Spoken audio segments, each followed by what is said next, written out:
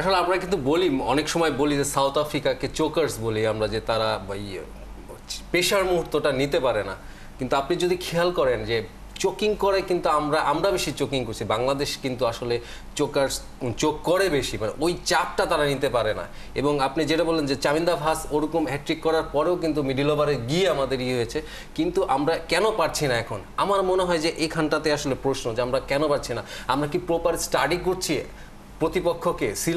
শ্রীলঙ্কার এই মাঠে এই সময়টাতে কে বোলিং করতে আসছে? আমরা জানি, আমরা দেখেছি যে হাসারাঙ্গা যিনি লেগ স্পিন করেন, তার কিন্তু আপনি যদি স্টাডি করে দেখেন, তার 60টা বলের অন্তত 40টা বল থাকে আপনার লেগ স্পিন। সেইখানে আপনার লিটন দাসের কথা যদি বলি, তিনি বিট হয়েছেন।